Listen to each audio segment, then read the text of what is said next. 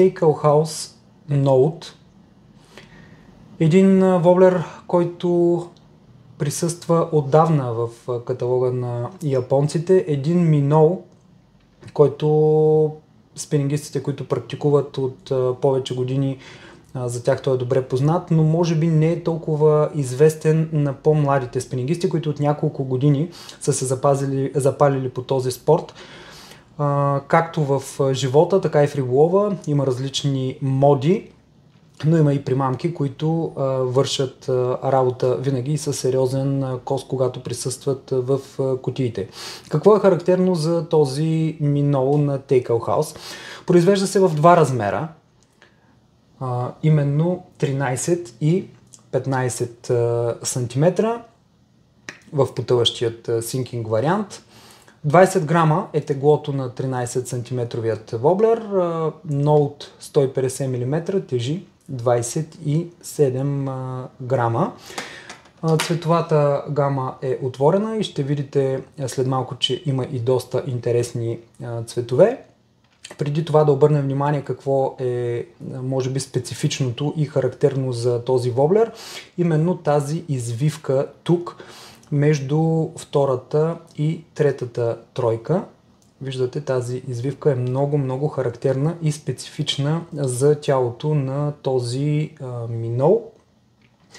Дълбочината, до която той достига по време на работа, е от 60 см до 1,2 м, защо не и 3, предвид това, че е потъващият вариант и може да оставите да потъне в дълбочина преди да започнете да го обирате.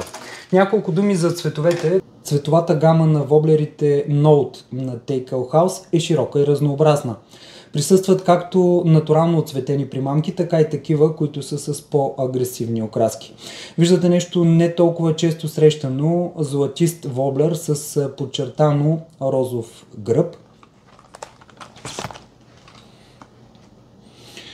Тук стандартният за всички фирми, произвеждащи воблери за морски риболов Redhead, който виждате, че има леко преливаща странична холограма. Много интересно бяло, което ще забележите, че е с много бледи, но видими петна по страницата си.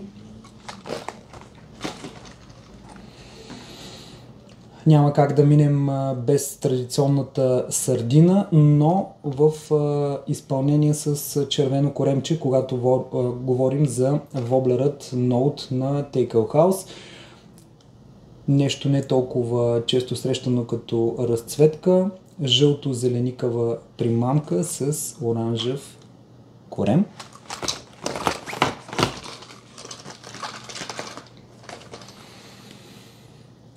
Матирано зелено, примамка, която пропуска през себе си лъчите, които проникват в водата, с леко оранжева глава, нещо също доста интересно, и традиционно, съвсем натурално сиво воблерче с зелен гръб.